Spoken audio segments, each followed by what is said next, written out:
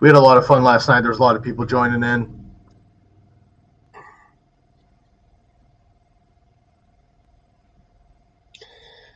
All right.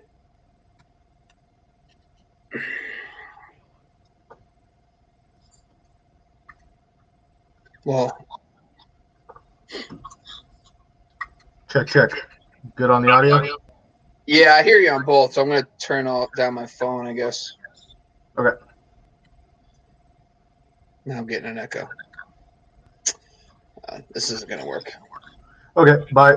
Hold on. I got it. We're good. There's a mute button. There we go. All right, y'all. What's up? Facebook Live, YouTube Live, Periscope, and Twitter. We got IG Live as well. I'm with my man, Fantasy Football X Factor, a.k.a. Bobby LaMarco. We are breaking down round 2 of the NFL Draft. Last night we got through round 1. The Jacksonville Jaguars are on the clock. Super stoked to get everybody back. Last night was an absolute blast. Covered the entire first round. Had a lot of fun. Feel free to jump in the comment section if you'd like to and join us here. You can drop a comment and let us know how your team has done so far, or if they haven't picked, like the Chiefs, then what you want them to do here in round 2. And we'll get into this, man. Super stoked. Bobby, what's up, man? How was yesterday for you? I loved it. I was a little confused about the Giants pick in the sense that I was like, hey, wide receiver, great. Love adding talent for Daniel Jones. But it just seemed like Elijah Moore. I just heard a lot more about other guys like Bateman and stuff that was still on the board. And we took the kid from Florida. And I'm like, I'm all for it. Listen, Odell was kind of surprising when we took him a couple of years ago, and he was great. But yeah, I just like that we're giving Daniel Jones every opportunity to succeed, and that's a good thing to see. I agree. Absolutely. IG Live, people are starting to phone in. What's up, y'all? Big pick for Atlanta. I assume you're talking Kyle Pitts. That was a huge pick, clearly. Not a huge surprise once we got down to it, man, but Kyle Pitts is going to be an absolute animal.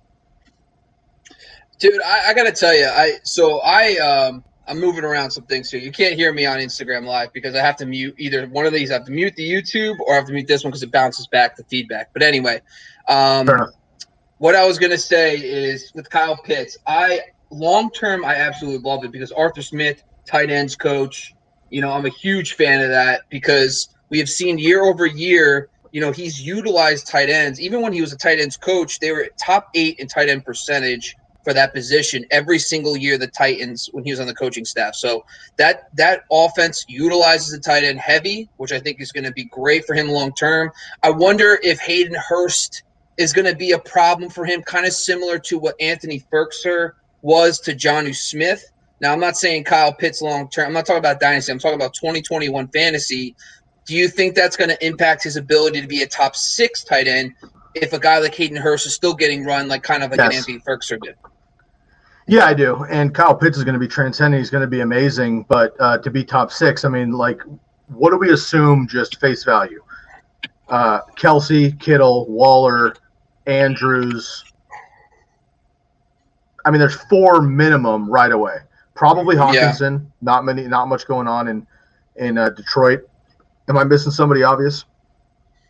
Well, I mean, Dallas Goedert. If Zach Ertz is gone, I'd probably take him over him. I know I might be in the minority on Tyler Higbee, but I love his upside this year with no Gerald Everett.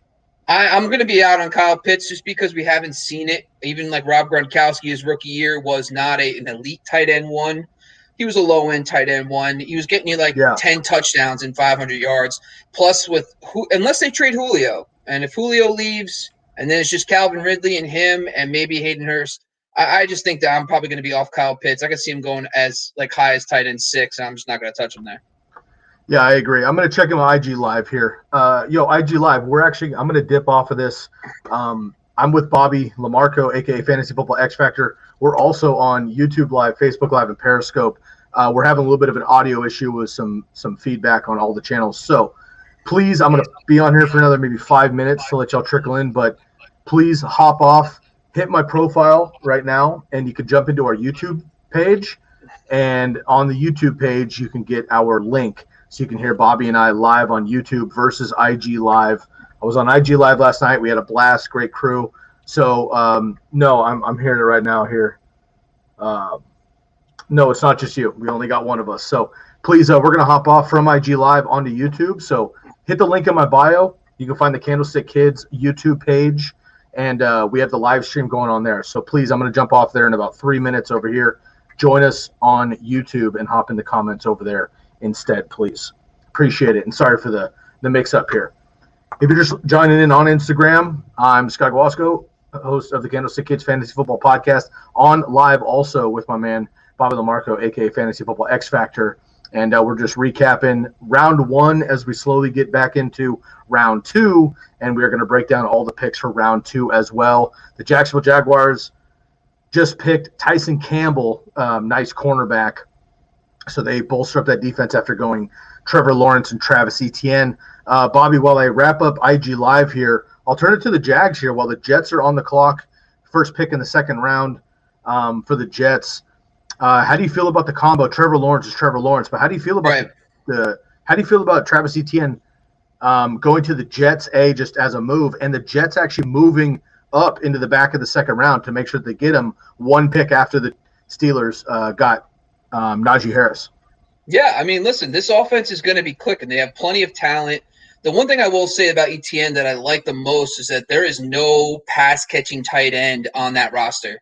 You know, right now today they got the three big wide receivers with Shenault, Chark, and Marvin Jones, but there is no tight end that could catch passes at a consistent basis, and that's usually a good correlation for running back targets. So I could see ETN at least taking some passing game work from a guy like James Robinson. Carlos Hyde is not a good pass catcher. He's a good runner, but he's not a great pass catcher. So I think ETN in his first year can at least take on like a DeAndre Swift role. And ironically enough, DeAndre Swift played under Darrell Bevell, who is now the offensive coordinator for the Jaguars. So we saw kind of that ease in. They used Adrian Peterson a lot early, but they used DeAndre Swift in the passing game. And then over time, they started giving him the full workload. So I could see a very similar offensive, a similar season to DeAndre Swift for ETN this year.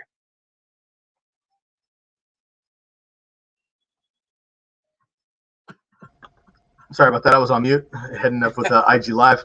I do like the that connection to DeAndre Swift. A little bit worried about him with Jamal Williams, but I think he'll be just fine in Detroit. So good call there. Jets are on the clock here. They're going to get the pick in. Obviously, they have the new head coach, Robert Saleh. That's my guy, Mike LaFleur, basically the San Francisco offense and defensive coordinator, head over to New York to head up Zach Wilson, Travis Etienne. Travis Etienne went to the Jaguars. And we'll have this second pick here in the second round. So excited to see how we do this, man. They got to take a running back. I mean, this is a huge pick. I mean, if they take a running back, this guy could be – they took Elijah Moore. Oh, geez, that's cool. All right. Elijah Moore is a nice slot option. Yeah. Jamison Crowder isn't terribly old, but he's past his prime, certainly. But they also signed Keelan Cole this offseason, which is interesting because that's another slot guy. And they have Denzel Mims, who's a burner, we'll see what happens with him. I think they're just trying to build some lightning around Zach Wilson. Yeah, but they need a running back. I mean, I guess I'm disappointed because I wanted them to take a running back because they traded their third-round pick in that trade yesterday, so they don't have third-round picks anymore. So I think this was kind of it for them in the first day too, right? I mean, I'll have to double-check that, but you know, I wanted a running back because the Shanahan scheme is so good for running backs. And what do they have right now? Tyler Johnson and Tevin Coleman and Jamal Adams? Lamichael Pirine. Pirine as well. Correct. All right. Well, I mean, this is definitely something notable for guys like Pirine. That running back competition, if you take a day one and day two picks out of it, that running back position now is very coveted in fantasy. It's going to be interesting who could win out for that starting job. Yo, shouts out to Michael Dake, hopping back on the stream, was on last night with us, back again. 49er faithful, my man. Niners going with defense secondary help at 43. I mean, it makes sense. Uncle Sherm is on his way out eventually. They're pretty stacked elsewhere on offense and defense. So I do like secondary pick for the 49ers. Bobby, let's get your thoughts real quick. I have talked literally for the last 12 hours, one way or another, about Trey Lance and the 49ers. Let's get your thoughts on that. We were talking about Justin Fields being the number 2 quarterback. Didn't want Mac Jones. Mac Jones goes to the Patriots instead, but the Niners don't go Justin Fields. They go with Trey Lance, who I think is a great complimentary prize. I'm not complaining about Trey Lance. I hope he can be Dak Prescott is kind of what I've been hoping for. Colin Kaepernick to Dak Prescott is what I'm hoping eventually to get out of Trey Lance. If we do that in this offense with our defense and coaching, I think we're going to be just fine for a real long time.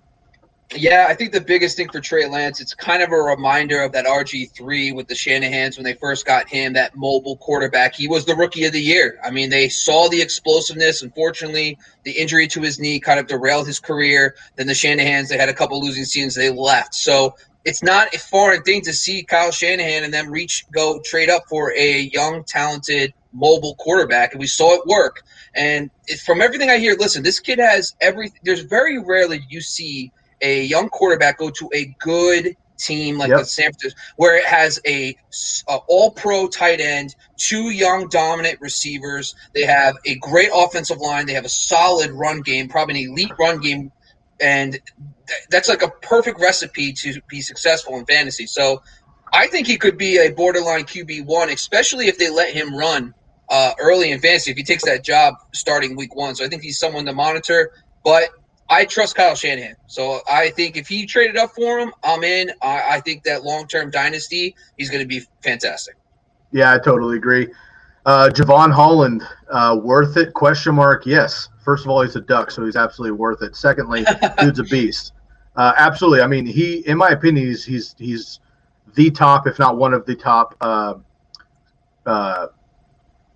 back end secondary members of the entire Pac-12. So if the Niners can get that on day 2, I would be absolutely thrilled.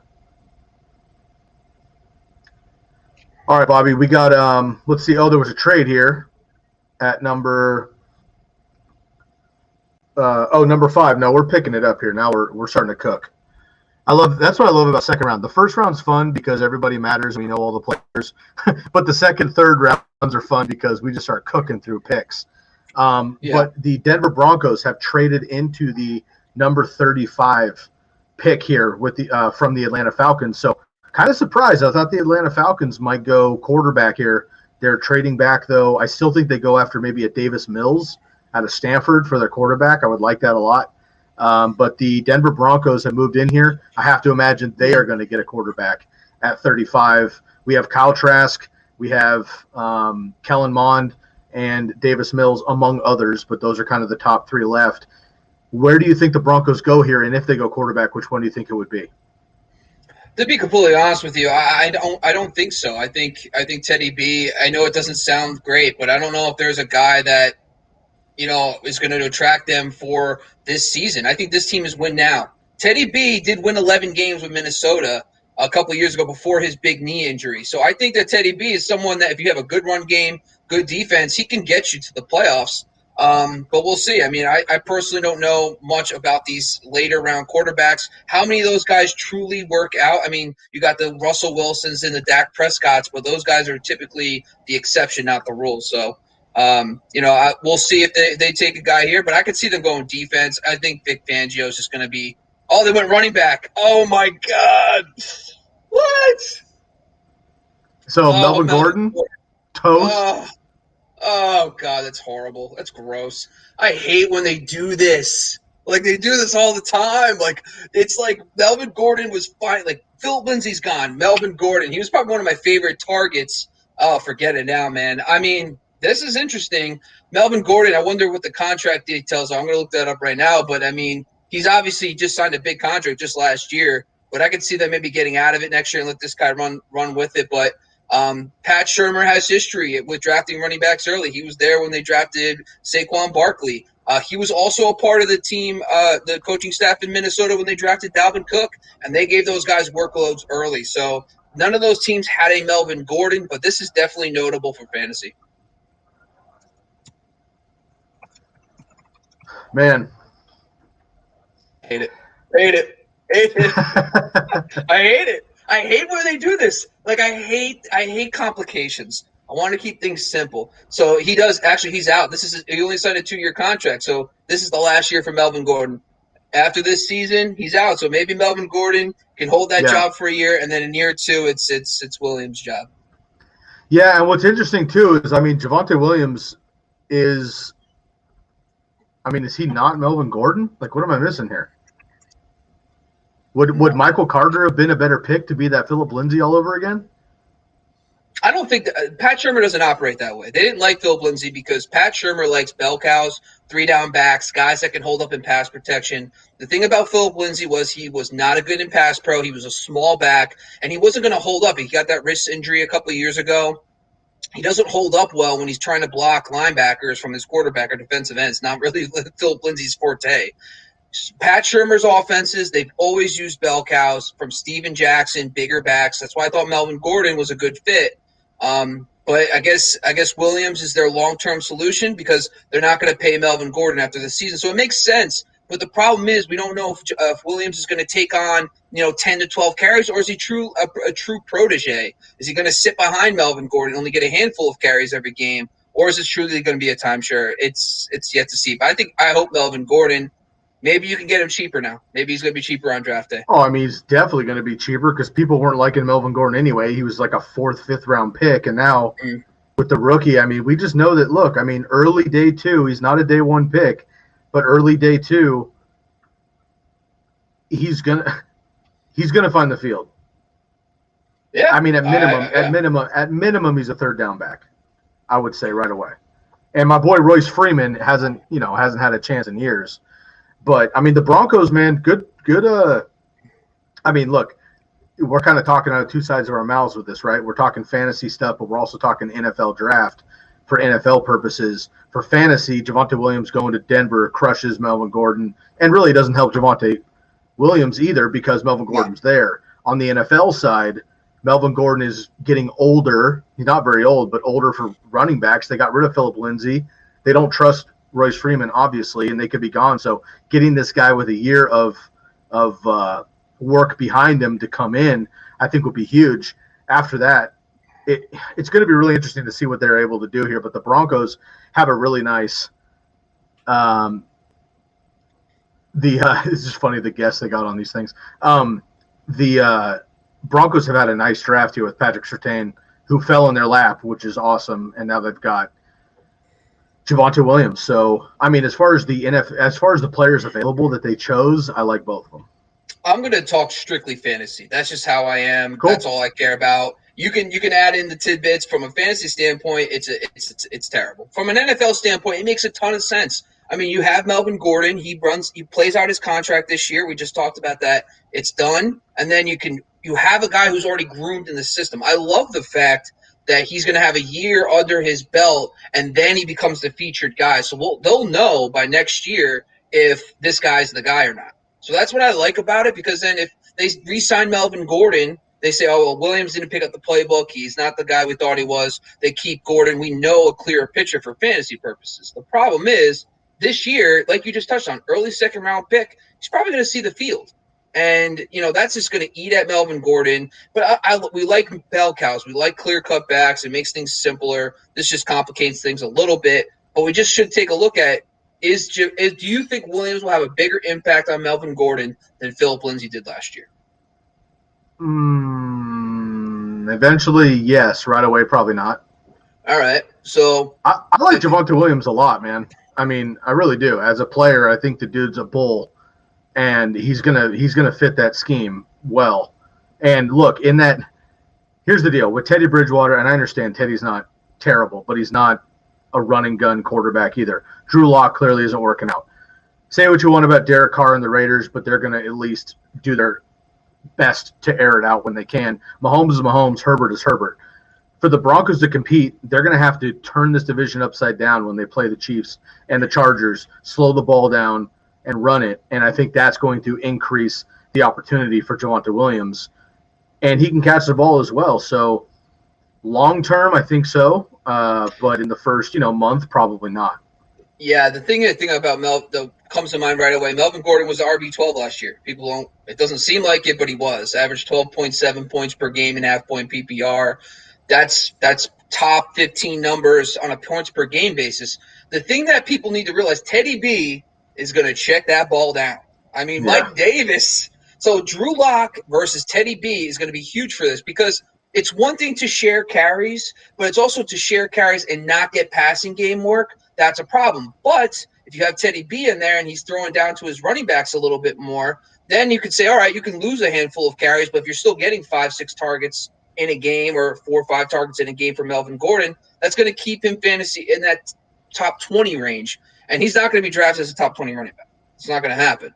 So you're going to get a deal for him if he falls to the 5th and I doubt he goes to the 6th, but in the 5th round, he's going to be a deal. Yep.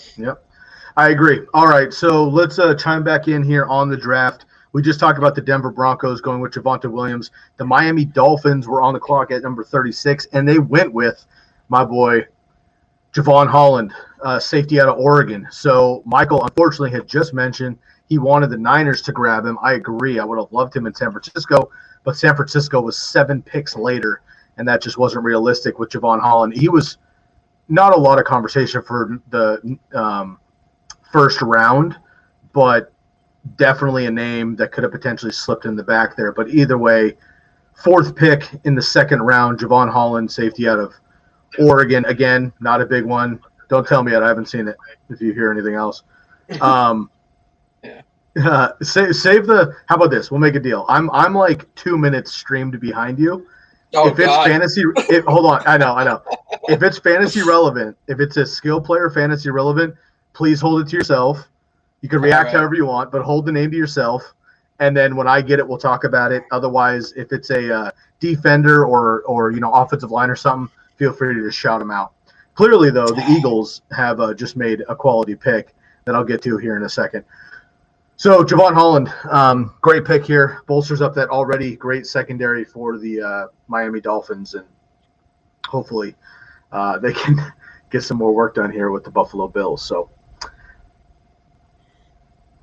49ers at 43. Fuck. Well, let's talk about the Dolphins. I mean, what's the Dolphins' day one? I mean, like, we could talk a little bit about what they did. I mean, obviously bringing in Waddle. I mean, do you think, based on what you've heard, is Waddle a slot receiver? Is he going to be a prototypical well, he's slot? both. I mean, he's both. But here's what I think. We talked about this on the RDL show today.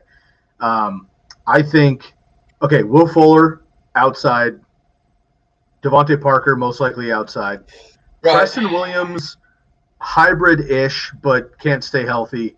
Jalen Waddle, I think, has the ability to play either or, but better as a burner down the sideline. However, he's a guy that we keep saying this, and Bobby, you mentioned all the time when you talk about cornerback, running back, or quarterback, wide receiver mismatches.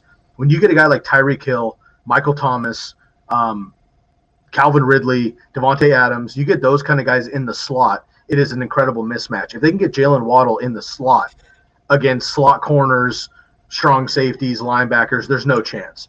So honestly, and Tua does like the slant and to not check it down, but throw the slants over the middle, the quick hitches. If he can get some of those catch and run, that's Jalen Waddle's game. They would be smart to put him in the slot with the other options they already have in Devontae Parker and Will Fuller. So my thing is this offense with their new hybrid dual option coordinator thing they got going on, whether it's Eric Sudfeld or if it's George Godsey, whoever runs the offense, this is not a heavy, high-volume pass offense. So one of the things I talked about Ryan Fitzpatrick going to Washington is that the murderer's row of Washington quarterbacks, when you talk about Dwayne Haskins, Alex Smith, you talk about Tyler Heineke, they averaged about 5 more pass attempts per game than Ryan Fitzpatrick did in Miami. So what that means, though, is Tua is not going to throw that much. I mean, there was about 32 passing attempts per game for Ryan Fitzpatrick, who's, when we saw him play, he was much more versed in that offense, and they had a much better flow. So my worry is now that you got Fuller, Waddle, Parker, Gesicki, and then Gaskin coming out of the backfield, how many targets are there truly going to be to go around? And between those 5 guys, I mean, at best, you're talking 6 targets a game per guy if you spread it out evenly. And I think a lot of work. It's just the one thing I will say, though, is it's just there's a short term and long term. There's 2021 for fantasy. The one thing I will say, Waddle could be the CeeDee Lamb, the Amari Cooper could be whoever you want to pick, Fuller or Parker on the outside. I like the fact that Waddle will play the slot because it diversifies where he'll be on the field. So if Tua's looking in the middle field, is it going to be Gesicki or is it going to be Waddle? Because going out wide versus slot is usually – it's tougher to have two dominant outside guys than it is to have a dominant outside and inside guy. So I think from that perspective, I like Waddle more than I would like. The problem is it's just what's his upside going to be in a lower pass volume offense that has, four other solid pass catchers. So I guess where are you willing to draft the first Dolphins receiver, whoever you think that is? Oh, God. This is petty as hell, and I know this doesn't count as an answer, but this is one of the situations where, I probably just stay away totally. Yeah. Oh, man. I honestly haven't even thought about it much. Let's see here. Will Fuller, you're going to get a discount because he's missing week 1. People are worried about the injuries, new team. Honestly, I probably want Will Fuller. I'm not really willing to draft any of these guys before the 6th round. Yeah. And in rookie drafts, Jalen Waddle, and I'm talking single QB, Jalen Waddle's going to be – he's top 10. I'm talking redraft rookie league single quarterback. He's probably going to be top 6, I would imagine. So yeah, the thing I'm just not excited about it. I don't know. I love the talent. The kid's amazing.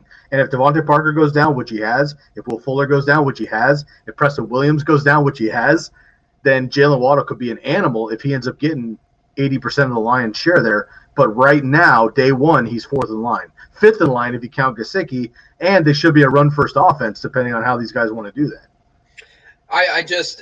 My thing is the problem is, when you have these many quality receiving threats, it's great for regular football.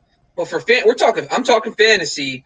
My problem is I'd rather take a shot on a guy like Brandon Cooks, even with Tyrod Taylor, because he's going to be the guy. There is literally nobody. Chris Conley is the wide receiver 2 on the roster right now. And then you have the Aikens of the world and those guys. So I think personally, volume is king. Fantasy football, as much as we love to tout efficiency metrics and stuff, volume will always be king. So if you're going to take a shot in the middle rounds on a guy, I want a guy that I think can get you up to 10 targets a game. Whether if they're ugly or not, doesn't necessarily matter than a guy who has to do everything on 6 targets. Yeah. Yeah, it's tough. Again, we talked about this on the RDL show, and it was trying to decide how much work he's actually going to get done. But, all right, let's catch him up a little bit here. Again, I'm sure there's nobody watching our program that isn't watching the NFL Draft Live, and I'm sure they're well ahead at this point. But Landon Dickerson goes Alabama center. Right after that, Christian Barmore goes to the Patriots, Alabama defensive tackle. But Alabama, man, jeez. What is this? Is this 7? This is 8. This is 8 players in the first 40 picks. Just an absolute machine. Great players, both of them. Landon Dickerson tore his ACL, unfortunately, late coming off the injury, but he should be able to help Philadelphia. They need offensive line. And Christian Barmore for the Patriots, man. They had big Vince Wilfork in there for the dynasty years, and he was an absolute cog in that defense, and they haven't really had that the last couple of years. We know that Bill Belichick loves his defenders, and Barmore's the best at his position. Yeah. You know what? The Bears just took an offensive lineman, Tevin Jenkins, too. So it's gone. I love this pick. I've been repping Tevin Jenkins as my 3rd guy, and here he is in the almost middle of the 2nd. So the Raiders should have got him. That's neither. Listen, I don't know what to tell you at this point, but so one of the things that we need to talk a little bit about is offensive line stuff. We'll maybe at some point this offseason we'll talk about it. But the reason why it's coming to mind is I actually sat there and I mapped out every offensive line from last year and then the new players coming in, and I used Pro Football Focus data to see, okay, is it a plus or minus, right? And I just did this whole thing on my own just to see. So Dallas Cowboys are going to be one of the most improved offensive lines just by health. And that's talking full season of Tyron Smith, full season of Landell Collins, full season of Zach Martin. Those guys all being healthy, it's going to be huge. But the other team that's important here is the Eagles. Because the Eagles last year lost Andre Dillard, they lost Brandon Brooks, And they had Kelsey.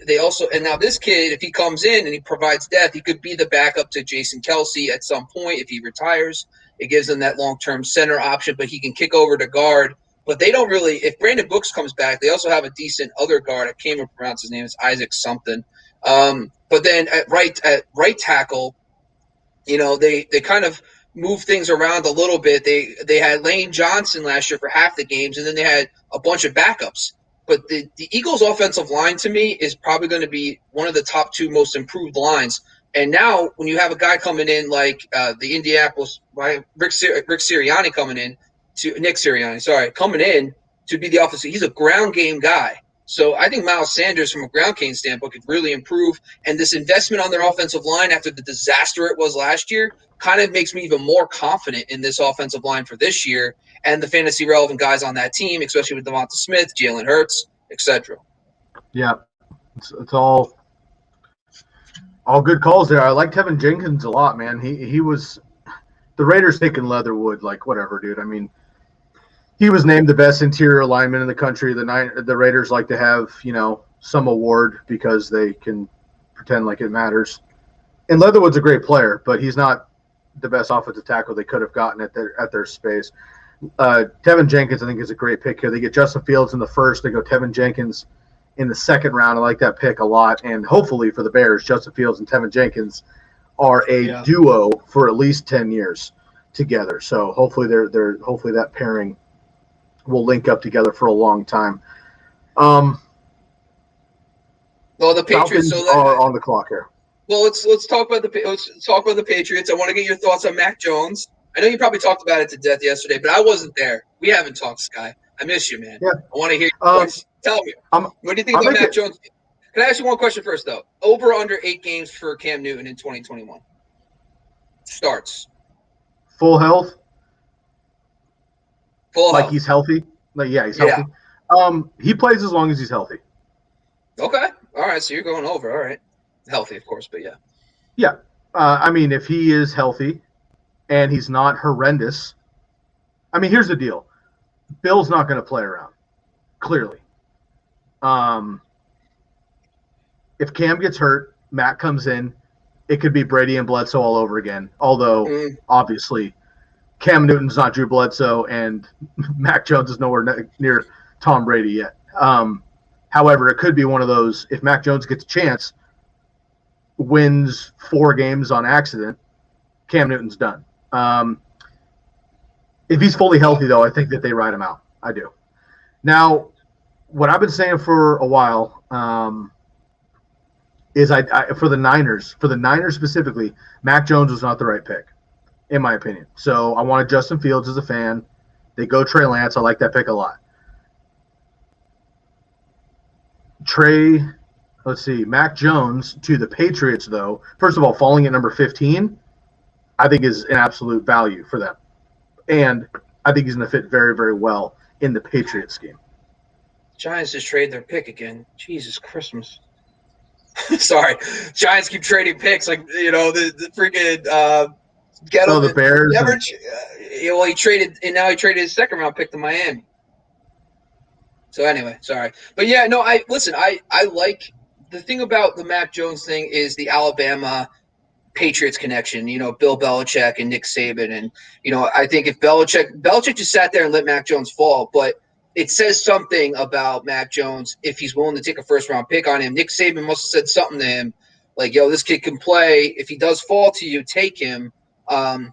Because I think Belichick and Saban, he has much more of a understanding of that because of their connection. So I do think that's a little bit of a confidence boost for Mac Jones. But I think when it comes to the playmakers, I mean, long-term now, Nelson Aguilar, Jonnu Smith, a typical pocket passer long-term increases their dynasty stock because, Cam Newton, I love him to death, and I think Cam's going to be good. I think Cam Newton, if he plays 16 games, is a QB1 this year.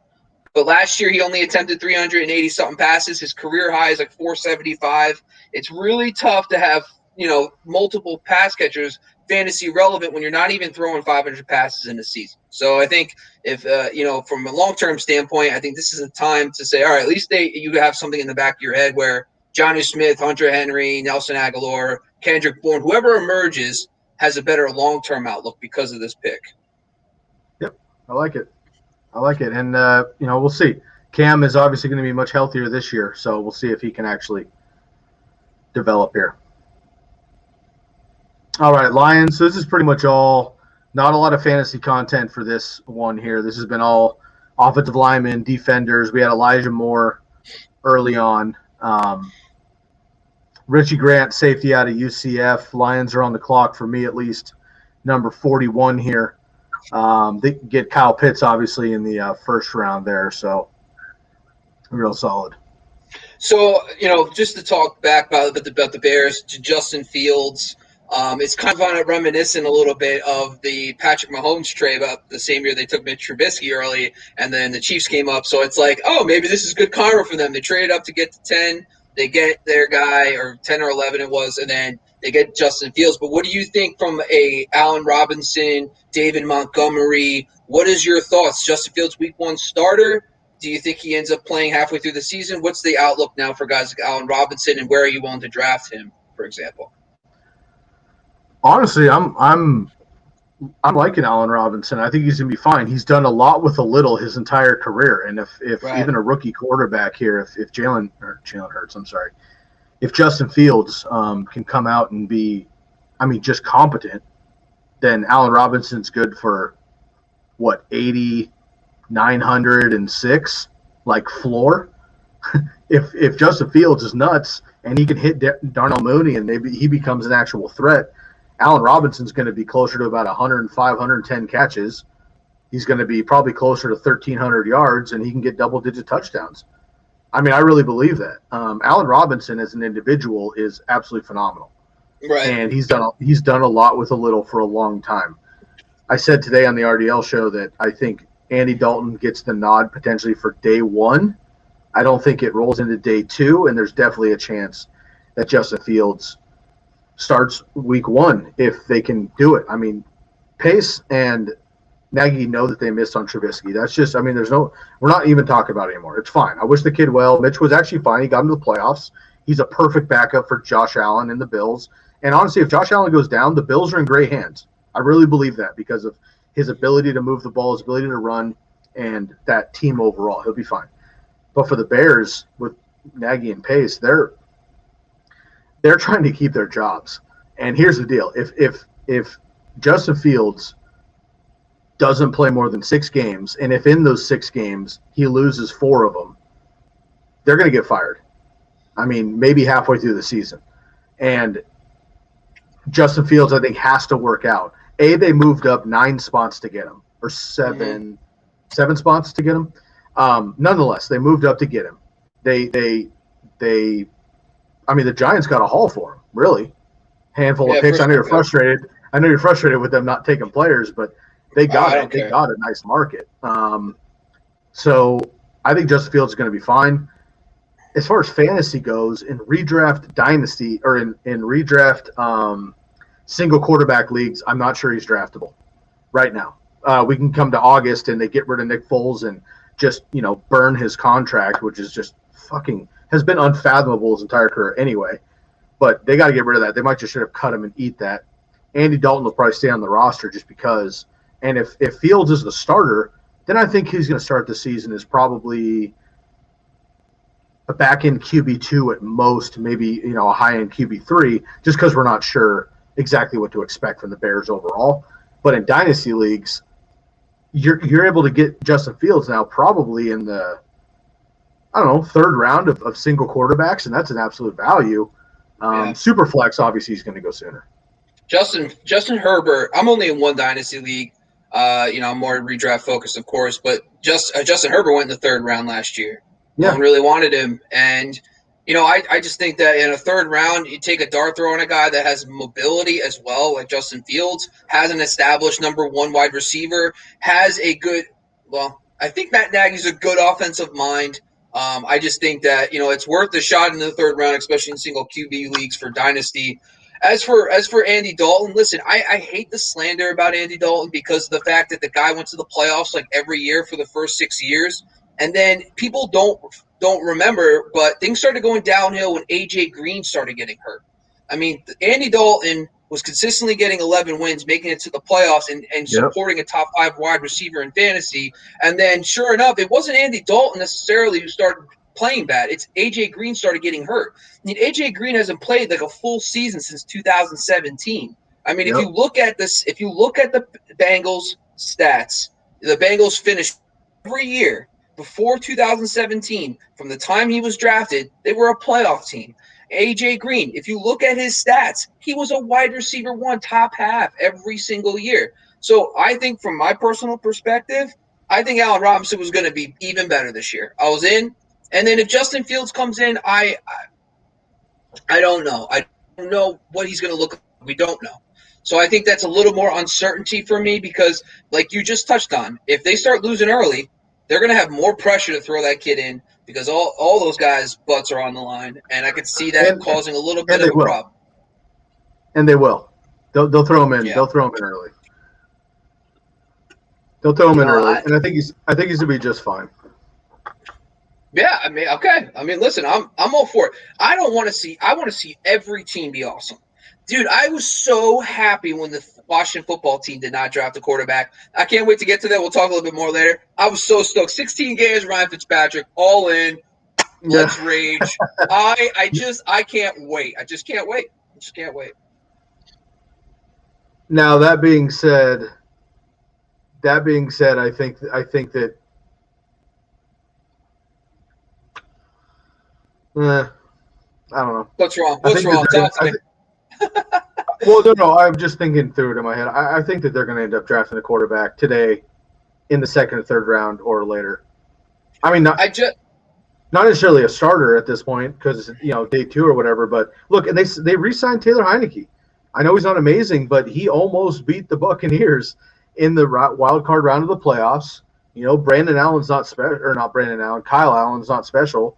But he's, on the squad too. They have a lot of depth, and I'm not sure that a quarterback at this point, other than a future pick, is going to be someone to challenge him. So I think you're right, man. Could be Fitz magic for a season, and can't wait. Dude, he's been a quarterback 1 pretty much every single week he's played. He just never plays more than about 10 in a season because he gets injured or they take him out. So, and this is one of the things I talk about, and a little plug for myself, but I wrote an article about every NFC and AFC play, and I did a podcast obviously on here. We know that too. But I talk about Ryan Fitzpatrick. The passing volume difference between Washington football team and them is about 5. There was 5, and that's for guys that were they were lumped together, Alex Smiths and all of those guys. So if you give me more consistency, you can push a little bit even more pass volume with a guy like Ryan Fitzpatrick.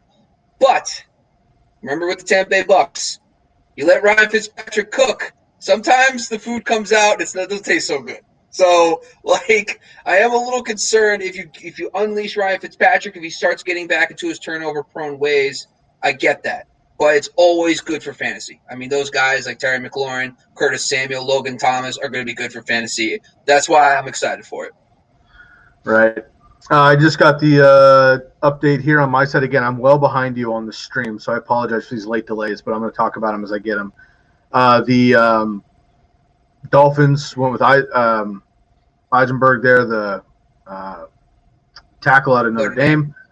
Mm-hmm. And the Raiders have traded up to 43 and swapped picks with the 49ers. So my Niners are not going to pick for a while yet. So we got the Raiders, the Cowboys, the Jaguars, the Patriots as it sits right now, but anything can happen. Obviously, and a lot of trades going down already so far on early day 2. We'll take you through. Let's see. We're on pick 40, 43. We have 64. I'm good through, pick 50.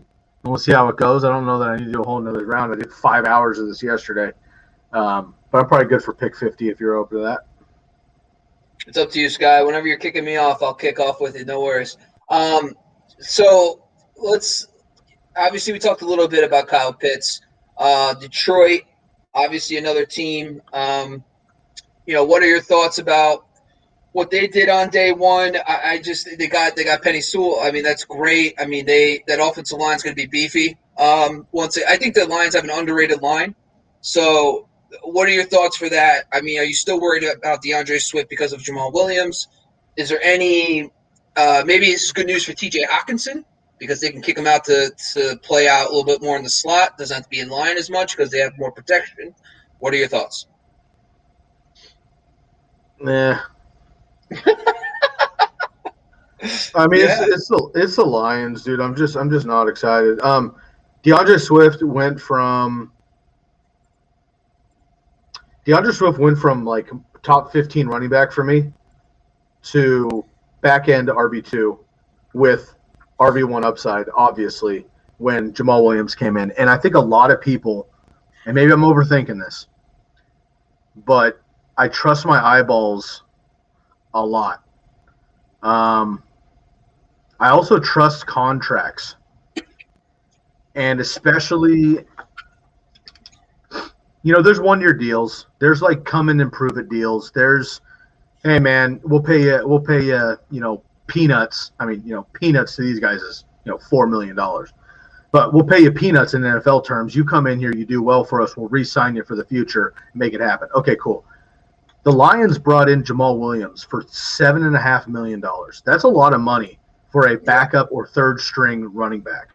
Anthony Lynn, while yes, Melvin Gordon was absolutely fed, Shady McCoy was absolutely fed, Austin Eckler was absolutely fed, he also used second running backs pretty consistently. Now, the offenses in those particular teams were quite efficient, so everybody was eating enough not to worry about it. Melvin Gordon was still top 6 2 years in a row, I think. Shady McCoy was perennially top 10. Austin Eckler was top 10. But can DeAndre Swift be top 10 or 12, which we need him to be, with Jamal Williams there? If he is, I think Jamal Williams is still going to be 24 to 18. So I'm concerned about DeAndre Swift. That being said, if DeAndre Swift falls back in like the 5th round because people like me are nervous about him, I think right there as my RB3 at that point probably, or, maybe the RB2 with loaded at wide receiver, tight end, that I think is great value. But I'm worried he's going to stay in the 3rd round, late 2nd round. There's no way in hell I'm drafting DeAndre Swift in the 2nd or 3rd round. I'm not. Jamal Williams, I'd almost be more willing to pick in the 10th or 12th round as one of these high upside handcuffs potentially. TJ Hawkinson, top 6 tight end by default, and I also just think him and Goff will have a great connection. You've mentioned multiple times what Tyler Higbee was able to do with Goff, and I think Hawkinson is every bit Tyler Higbee and honestly better overall. So yeah. I think Hawkinson's going to be just fine. Perriman and Cephas and, the rest of these guys, we'll see. But I don't know, man. Hawkinson's Hawkinson. I'll take him as a middle tight end because you have to. But the running backs, I'm a little bit nervous right now. I'm gun shy, not interested in Goff, and I'm not interested in the wide receivers. Yeah. You know what the thing is? So your ideal situation, right, is that 2019 season we just touched on, Melvin Gordon, Austin Eckler under Anthony Lynn. After Melvin Gordon returned, so I'm talking week 5 on, they both were top 13 running backs, which would be great. But the caveat to that whole situation was that the running back targets, it's got to be done in the passing game. When you're sharing work, we just touched on this a little bit earlier, when you share work as a running back, you need to have a lot of passing game work to keep you fantasy relevant. Because if you look at like the Texans, when they had Duke Johnson and David Johnson, and they both weren't getting major passing game work, they became useless because you're getting 10 to 12 carries. If you don't score, it's like Gus Edwards and Dobbins. I mean, this is another team that does not use the running backs a lot in the passing game. So when you're supplementing each other in the ground game, it caps your upside and you have a bottom floor. So I think your Hawkinson's the guy that you want. Of course, I think everybody knows that. But the question is he your tight end 5, 6? Like, who are you going to draft outside of the big 4? If you even want to include Mark Andrews in there anymore, which is up to you. I mean, like, you got the breakout stars, TJ Hawkinson, Logan Thomas last year. You have, Dallas Goedert in that offense. You have guys that are like Kyle Pitts coming in. I guess the question for TJ Hawkinson, how comfortable are you as taking him as that tight end 5, 6? Because he's going to get the work. I think he is. There's so many vacated targets. And we saw last year, Hunter Henry, he's still fantasy viable under Anthony Lynn. But also they play a lot in the slot. That's the good news for Hawkinson. He'll kick out a little bit more. Maybe the offensive line help. But what are your thoughts on taking Hawkinson as 5, 6? I'm taking Hawkinson in 6, tight end 6. Tight end 6. Okay. I mean, dude, It's April. It's the draft. A lot of this is going to change the next couple of months. But again, I just tried to name off 5 or 6 guys ahead of Kyle Pitts. I'm putting Kyle Pitts right now, or I'm sorry, T.J. Hawkinson at about 6 to 8 right now. Yeah, I agree. I mean, I at first I thought I was going to be off T.J. Hawkinson because of all the moves, but then I started realizing the more I dug into it, there's just so many vacated. Jared Goff, you can hate on him as much as you want, but Tyler Higbee down the stretch of 2019 should tell you how the upside. Robert Woods and Cooper Kupp being fantasy relevant. I mean, he's going to have somebody that's going to be decent. Goff's going to be able to support somebody, and I think Hawkinson, because of his position scarcity. But I just think that, all the vacated targets, is Bashard Perriman on your fantasy radar? Is Tyrell Williams, Quintez Cephas?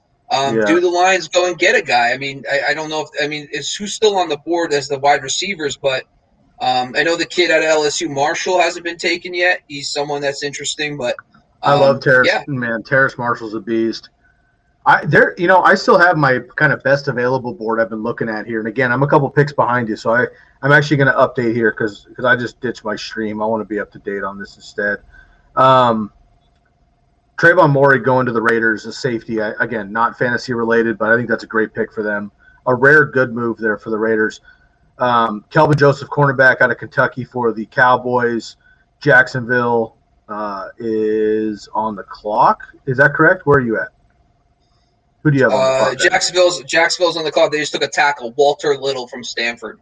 Oh, nice. He's kind of a sleeper tackle. Okay, I'm caught up then. Bengals, Chargers, and then my Niners. We're going to go through your pick. The Giants are up at 50.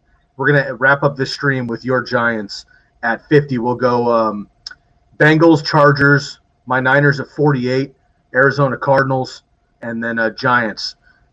Check in with you later, Sky. Mikey, love you, brother, man. Thank you so much for tuning in, hanging out with us the last couple of days. Blessings to you and the family, my man. Talk to you soon.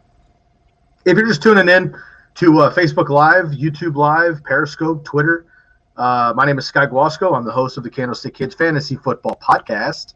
Right now we're breaking down round 2 of the NFL Draft. I'm here with my good brother, Bobby Lamarco. Goes by the Fantasy Football X Factor. You can see our Twitter handles right here on the screen at my name, Sky Guasco, SkyGuasco, and Bobby at FFX, the letter X Factor.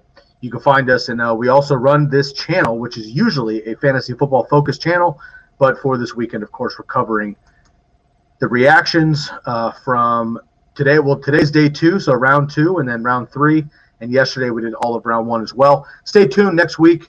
Bobby, myself, Lucas, and Dwayne, the rest of our team will be diving into our draft reactions, winners and losers, how it affects veterans on those teams with the rookies coming in now that rookies have landed. We'll do an immediate mock draft for immediate thoughts of how we feel before breaking everything down and having mini camps unwind.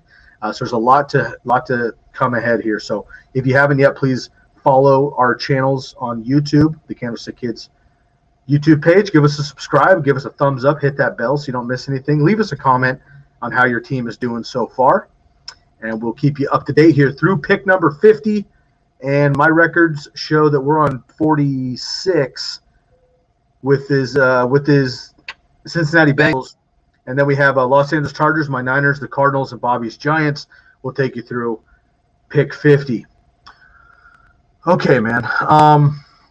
Let's dive through a couple of these other here. Let's dial it back here to round 1 and get some more thoughts. So I was trying to keep up with the stream, and I was listening in one ear and had you in another. And let's get a couple of these minutes in. Of course, you and I are going to break these down further. We've talked about the Jags, the Jets. Talked about my Niners, the Falcons. Ja'Marr Chase over Penei Sewell. Thoughts for the Bengals? Another Ferrari instead of getting a fresh engine. Okay, so there's 2 schools of thought for this. The pass game, I don't see it much of an impact whether you went Sewell or if you went Chase. For Joe Mixon, it's a problem because as much as we want to sit here and pretend that, Chase is great. I think Burrow will be fine. I think when we had Schmitty on, he talked a lot about how, hey, if the guys are getting open, you get the ball out of your hands, you're not going to care about the line. I totally understand that.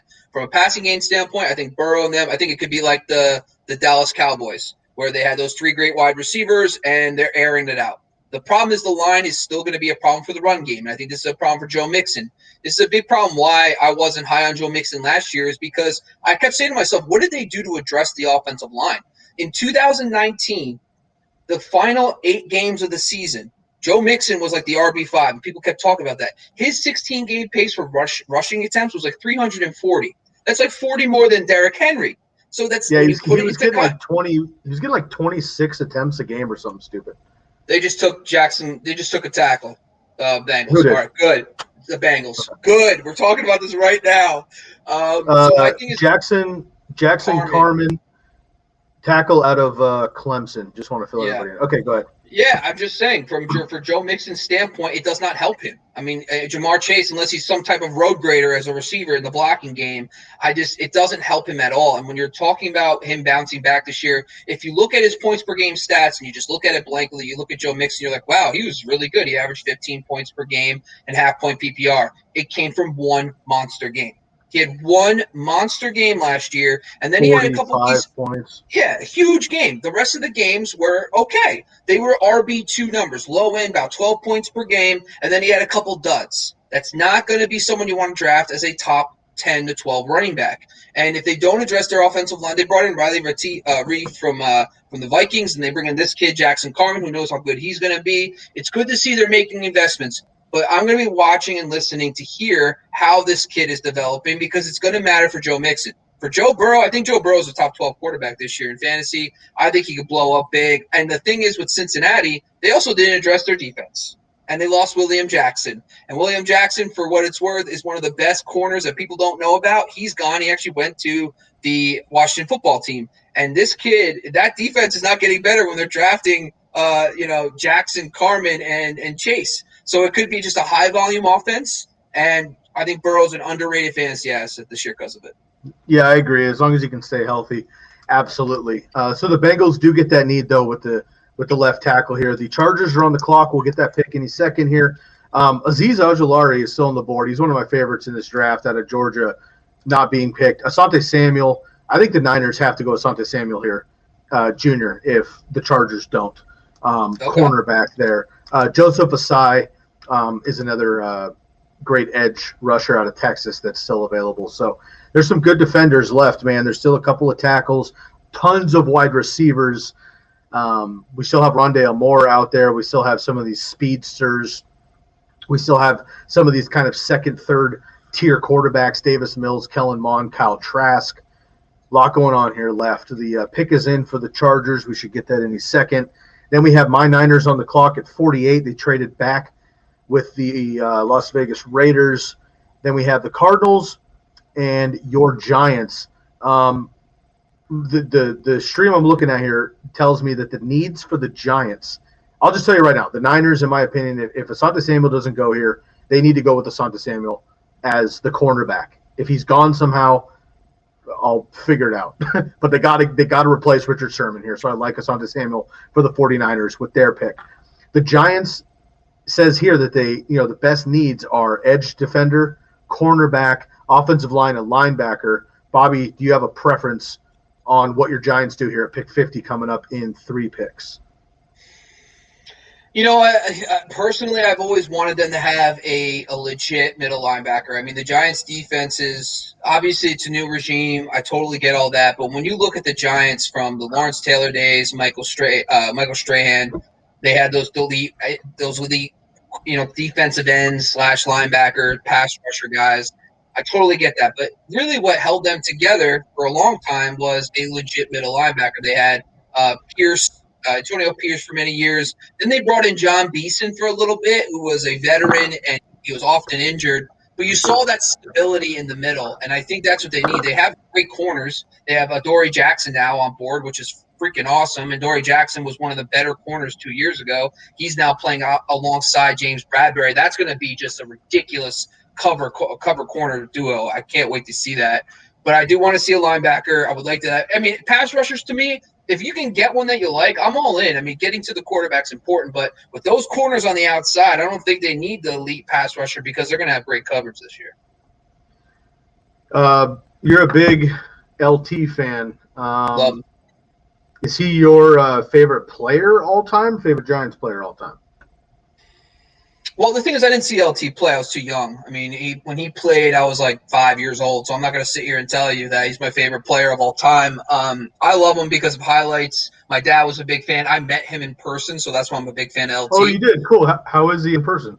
Oh, he's the freaking man, dude. He's the man. That's awesome. He's so funny. He was a really cool guy. I mean, like, I was like, really like, hey, can we? He's like, whatever you want, bro. I'm getting paid to be here. Take pictures, do whatever you want. He's mad cool about it. So I love him now. I love athletes that, well, not just athletes. I've met a lot of musicians that are way up the fucking food chain just in the life I've lived, and a lot of these guys and women were like idols to me growing up, and then we eventually play with them. And it's so cool to meet somebody that you've been looking up to for fucking ever. And you see him on TV and you're like, oh my God. And then you meet him face to face. You're just like, damn, I hope you're not an asshole. Please don't be an asshole. And they're actually super oh my God, Asante Samuel, the Chargers. I saw it. I didn't want to say anything because I was like, oh my goodness. I was like, oh, this guy's in the middle of talking. Oh, that hurts. Right before we got, I gotta regroup now. I'm sorry, man. I would say Azeez my favorite. Ojulari, but I mean, defensive end, Joe Tsai. I mean, they have great defenders here. Has Owusu Koromora gone yet? I don't think he has. Linebacker from Notre Dame. That dude's an animal. I wouldn't mind him maybe. So I'm gonna say it's gonna be Jeremiah Owusu Koromora, linebacker out of Notre Dame, or Azeez Ojulari, the edge rusher. Or maybe they have another cornerback that I'm not thinking of right now, but the Niners need help in the secondary. Sorry, I just saw that the corner of my eye. I was like, fuck. I know. That sucks. Oh, God. And I'm looking at this grade. They have grades on the ticker that I'm watching. It says Asante Samuel, Los Angeles Chargers, A+ grade. A+, bro. You don't get higher than that. A+ right before the 49ers. Love that.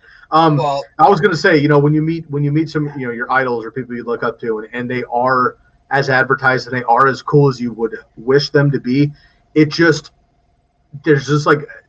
no feeling like it. I mean, it's so cool when you shake a hand. And I met when I was a kid growing up in Bay Area in our local mall, Joe Montana, Jerry Rice, Dwight Clark, Ronnie Lott, Kevin Gogan, who was a legendary offensive lineman for the 49ers, Brent Jones, some of these guys, 49ers would come down to the local mall and they would do charity things and just sit at a fucking table for a Saturday and just sign autographs forever. And we would go down there and have them sign our shit as kids. Every one of these guys was cool as shit. They would take all the time in the world to take a picture, give a handshake, sign a jersey or a hat or whatever. And it just made me so much of a bigger fan of these guys as human beings, and that's cool that LT is like such a inspiration to you as a player. And he was cool, because if you met him and he wasn't cool, you wouldn't be a fan anymore. That's how it goes. No. And it's risky. That's why they say don't meet your idols. But when you do and they're cool, it's fucking awesome. Well, that's just to bring up. So I worked for the Dolphins for like a couple months as like just whatever capacity. So I got to talk to some people that worked in the actual Dolphins team. And I've heard stories about Ryan Tannehill being kind of a jerk.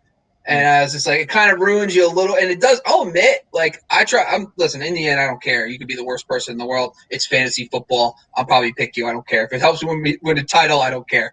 But it does sit in the back of your head a little bit. Like, it's like, him being like arrogant is a problem. Like, cocky and confidence, fine. But those things do matter. I mean, it does impact you a little bit. But LT experience was really cool. I mean, like, it was like he was signing a helmet for my dad's birthday, and I was just like, he's a really cool guy. And it does feel pretty freaking awesome. Did you by the way, just a sidebar here. I know you were a big Blake Jarwin guy last year. What are your thoughts now? That lasted 6 weeks. Well, I mean, they've got back-to-back players on defense. Blake Jarwin looks like he's coming back, probably healthy. Dalton Schultz was a top 12 tight end last year. What are your thoughts on him this year? I mean, that's exactly the issue with – if you were to give me the position of Dallas tight end, he's top 8 probably for me. Wow. Okay. But if I have to go Blake Jarwin or Dalton Schultz, I don't know. I'm definitely not as bullish as last year. I like the player Blake Jarwin. I like the player Dalton Schultz. And clearly they showed after 15 years of Jason Witten, they showed that position just succeeds in Dallas, and you can have it. Hold on. Notre Dame, Buddigar. Hold on. Notre Dame. This better be Joe Montana. Aaron Banks, offensive lineman. All right, we need line. That's fine. Yeah. So anyway, I don't know. I'm not as bullish. I'm trying to find my guy because you and I basically met over a tight end discussion. I know. And I'm trying to find my guy that's not everybody else's guy. You know what I mean? Like Herb Smith is fun. Well, like is outside the top 12, being drafted outside the top 12 that we think that, so it's got to be outside the top 12 that we think could be a top. Okay, gotcha. Yeah. So I mean, like Chris Herndon had to jump back in quick. I believe Aaron Banks is from the Bay. Michael, I believe you're correct. Can we vet that? I'm not sure. His profile is going to come up in a minute. He's from Notre Dame, but I think he is a Bay kid. I'm not 100% sure. I don't have the profile in front of me. I got so much shit going on right now, but I'll look into him. It's got to be. So our my guy, not my guy, tight end. Like I call him gamers because everyone else calls him my guys. So I call him gamers. Our gamer tight end can be anybody you want, other than Travis Kelce. But your your Logan Thomas of this year needs to be somebody that's got an ADP outside of the top 12. Right now, I like Chris Herndon a lot. Adam Troutman, I think, is going to be my guy. It's a little early. Jared Cook's gone. I just don't know what the Saints are going to do at quarterback and all that other shit. I still got to figure out. But Adam Troutman's kind of my like darker sleeper right now. I flirted with Adam Troutman a little bit. I've been flirting with him. I've been getting him some praise. He's just a name that he's just somebody that nobody's talking about that I feel like could get legitimate dibs on. That's all. Yeah. Well, Higbee's outside the top 12, and I'm just eating that up all day. I might be Higbee just because he's outside the top 12, but it seems a little bit obvious. See that's interesting because I wouldn't, and whatever. If his ADP is outside the top 12, then so be it. But I don't even think of Higbee as outside the top 12 as a player. But if he is, then cool. But look, him with Stafford, and he's the only one there. I mean, he's going to be great. Honestly, though, we could. Ooh, now that you bring up Higbee. He's pretty. Yeah, I think the deeper guys that I'm just looking through the ADPs right now. Someone that's old, an oldie but goodie that we bring up, it doesn't work out, is Jack Doyle. Trey Burton's gone, and they haven't brought in anybody at tight end. I feel like Jack Doyle has been the value of tight ends for like 10 years, though. All right, you guys are on the clock, right? Yeah, Rondale Moore just went for the Cardinals. Ooh. Purdue wide receiver 5'9", $180. That's a nice little pick for them, man. Fills the Larry Fitz role, and if Larry Fitz comes back, see, Larry Fitzgerald's one of the few NFL players I think would legitimately take a kid under his wing. So many other guys are like, fuck the new kid. I'm going to get mine and get the hell out of here. All right, Bobby, this is going to be our last pick before we get out of here. You are on the clock. You still have, Jeremiah. Owusu Koromora. I'm telling you, that's a nice pick for you guys. Linebacker Azeez Ojulari is my guy. Joseph Asai is still available. Defenders here for the Giants, in my opinion. You guys are on the clock here. Our final pick. What are you feeling? Be honest with you, man. I honestly don't. When it comes to the NFL draft, I really, these prospects to me, whoever we get, I think it started with the Aaron Donald year when we drafted Odell Beckham. I was really into the draft that year. I loved, and I don't know much about prospects. I'm not gonna sit here and pretend like I do. I like to see where they go, and then I learn about them because it matters about situation for me. But when it comes to the Giants, I think I stopped caring when we drafted Odell, and it was great, but I was in love with Aaron Donald that year and what could have been type thing. But since then, I just kind of let it. It's just so hit or miss. I do listen. Getting the wide receiver in the first round is fun. For me, it's more about like I always think in fantasy perspective. I think that from the Giants' perspective, long-term linebacker, defensive end makes the most sense. Their offensive line to me is actually pretty solid overall. And the thing about the Giants too, it's what really grinds my gears. Jason Garrett, he's the one flaw of the whole thing that I don't like. So I just think that for the player who comes in here, it'd be nice if they get a kid. I mean, the second round picks are so. I mean, it's a hit or miss to me. It really is. I don't have any skin in the game. I think edge linebacker is my choice. But if they drafted another offensive lineman, I'm all for it. Beef it up. Like I really want Daniel Jones to work. So my thing is like I'm happy they drafted a receiver. But I guess here's a good question for you. Who do you think is odd man out? Is it going to be Shepard or Slayton? Where does that wide receiver fit in best? Is he better as a slot? Does that mean Shepard's kicking outside? What do you think? Tony? Yeah. Kadarius Toney. It's ridiculous when you when you think specifically fantasy football. This comparison sounds insane, but take it for face value. Antonio Brown is basically his comp. What that means is he's great after the catch. Antonio Brown made his money for 5 years on deep balls and taking slants to the house. But remember, Antonio Brown started as a punt returner. Mm-hmm. He took 2 years of being nobody on the team before he broke in as like the wide receiver 7 on the Steelers and worked his way up. So Kadarius Toney coming in with obviously first-round draft capital is much better. Pick is in for you guys. I like Kadarius Toney a lot. I mean, a lot of people like Mike or Kyle Pitts gets all the rep out of Florida, honestly. Kyle Trask was top 6 in the Heisman preseason, and he was basically through the first half of the season, he was top 5 in the Heisman conversation. And then I think people around the country started realizing Kyle Trask isn't that amazing. Kadarius Toney is absolutely phenomenal, and Kyle Pitts is all world at tight end.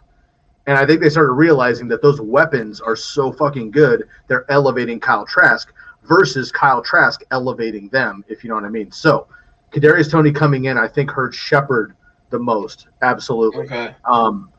With Kenny Golladay out there and Darius Slayton, those guys are outside wide receivers. Shepard is good. And I think there's been a lot of high hopes for him in the fantasy circles for a couple of years. He's really good when he's healthy. He's steady. He's had injury issues, and his contract's up next year. I don't see them bringing him back.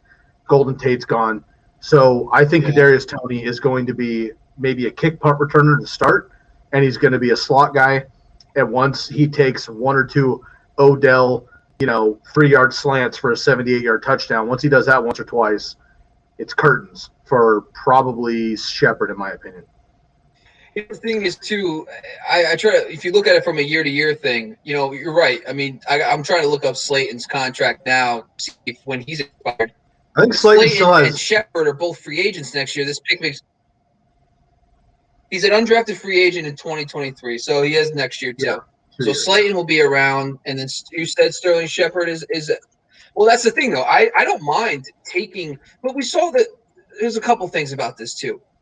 Juju Smith-Schuster situation. Mm-hmm. Juju leaving would have made a lot of sense. They had the 3 guys, Washington, Deontay Johnson, and Claypool, but then Juju came back on a discount. Another thing made sense, like Marlon Mack.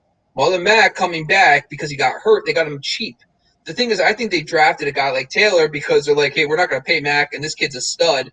And then, sure enough, Mack got hurt, and they brought him back.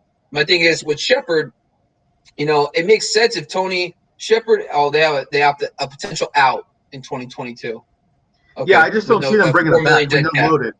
Yeah, they just spent a shit ton of money on Kenny Golladay, and Darius Slayton's the deep bomb, and they draft Kadarius Toney. I keep hearing this adage, and I believe it more and more as we go through this process, and I grow as like an analyst doing these things. You patch holes in free agency. If you have a need, you patch holes in free agency. You build your future and you build depth, and you save money in the draft. So Kadarius Toney is a 5-year. He's a 5-year pick, right? Look, if somehow Shepard can actually stay healthy for a full season, he has a career season, he could make a case for himself to come back next year as a free agent. That would be great. If that doesn't happen, which I don't think it will, then I think they get rid of him. Azeez is the pick, the edge from Georgia. Azeez Ojulari, dude, I'm telling you right now, bro. Yeah, I know you don't pay much attention. I know you don't pay much attention to these defenders. This kid's the truth. SEC. I love it. Playing SEC linemen. Okay, SEC right and left tackles are the best in the country, obviously. This kid was an absolute animal out of Georgia. He had some injury issues early in his thing, which kind of made him fall a little bit in this class. But he's top 5 defensive edge rushers. And without having the number in front of me, I think he's like the 8th one off the board. So he fell a little bit due to some injury stuff. But if he stays healthy, I think people were comparing him to maybe like another Osi Umenyiora, who I think you would like to have again. All right. So kind of a 6'3", 240, like the dude's bigger, slender. I mean, I've been repping this guy since yesterday, and I think it's really a value pick here with middle second round. The Giants have been moving back this entire draft, and they end up falling into Kadarius Toney, who again I think is a great pick for you guys. And Azeez Ojulari, defensive end here. Rondale Moore goes to the Cardinals. Why don't we wrap up here, man? Let's talk about the Cardinals quickly, and we'll get out of here. Cardinals on day 1, they moved around a little bit. There we go. Okay, J.C. Horn. I think that's a great pick. Again, not fantasy relevant, but he was the first cornerback off the board ahead of Patrick Surtain. And I think dude's an absolute animal. He's going to be a great shutdown cornerback. Now, they're going to have to probably – well, I mean, what do the Cardinals do against the Seahawks, right? That's kind of their nemesis. Do they put a rookie on DK Metcalf or on Tyler Lockett? And then we'll talk on the offensive side of the ball. Fitz is on his way out. Rondale Moore is going to fill that slot role most likely. They've got Christian Kirk, who is good but hasn't been what they thought he was going to be, and all-world Nuke Hopkins, obviously, with Kyler Murray in year 3. Yeah, so the big thing I write about every year too is the shadow coverage report. I talk about shadow coverage. You can say what you want about Patrick Peterson, but Patrick Peterson was a thorn in DK Metcalf's side. He was probably one of the best guys at stopping DK Metcalf. So that's huge. And Patrick Peterson is gone. He's now in Minnesota. There was a huge need. So I don't know if this kid Horn is going to be legit enough early on. I mean, we saw the Lions' first-round pick last year, the cornerback. He was supposed to be Matt Patricia's shadow corner, his Stephon Gilmore, if you will. He did not pan out, Okudah. So it's not necessarily that Horn's going to be good right away. And I think DK Metcalf will eat his lunch, especially probably year 1. So this is big news for DK Metcalf, dynasty owners, and redraft his value, because there was a major difference between DK Metcalf first half and second half. The biggest player there was that he faced so many shadow coverage matchups in the second half, and 2 of them were against Patrick Peterson. So I think J.C. Horn has a big task in front of him if he's trying to stop DK, but I don't even think it's necessarily true that he will be tasked to do that. So I think that's big news for the NFC West as a whole, for guys like Debo, for who else in that division? Sorry, Rams, Robert Woods, Kupp and Woods. Now the offensive side, this in my article I wrote about Christian Kirk, because I liked Kirk's outlook now that A.J. Green is on board, because Kirk is going to play in the slot now. With Larry Fitzgerald most likely gone if he does not come back, this changes things a lot, because Moore, I think, okay, so they do play a lot of 4 wide receiver sets, but this idea of the air raid, and I quotation marks this because there was nothing air raid about it over the first 2 seasons, because they've been more traditional, more balanced than people thought they were going to be. I mean, Drake got 240 some odd carries last year. So I think from that perspective, they didn't go 4 wide as much as everyone thought, not even as much as the Bills went last year. So I think if Moore pushes Kirk and AJ Green, I was hoping that Kirk would become the primary slot guy and allow AJ Green to play on the outside. That's more productive. Kirk has been more productive in his career from the slot. But with Moore in play, is he more woven into 3 receiver sets? Does that mean AJ Green falls out? Does that mean Kirk falls out? So I think there is an impact from a fantasy perspective. I pretty much am hands off everybody outside of Hopkins from the receiving corps. So it is a little bit of a fantasy nug, because I was looking a little bit towards maybe a possible post-type sleeper with Christian Kirk this year. Yeah, I was too. All right, Browns have traded out. We are past pick 50. Again, I want to give a shout out to the big guys when we can. Sam Cosmi, offensive lineman, 6'7", 309 to the Washington football team. Bobby, that's not awesome to your interdivision rival, but Sam Cosmi's the truth out of Texans. Great player there. Cleveland Browns just moved up. They're on the clock now. We're going to get out of here, though. We are middle second round. We'll catch you next week for the fantasy breakdown of all the rounds, and appreciate you guys tuning in. Thanks so much. Bobby Lamarco, always a pleasure, man. Have a great weekend, brother. I'll see you next week. You too. Have fun, buddy. I'm Scott Guasco. We're out of here.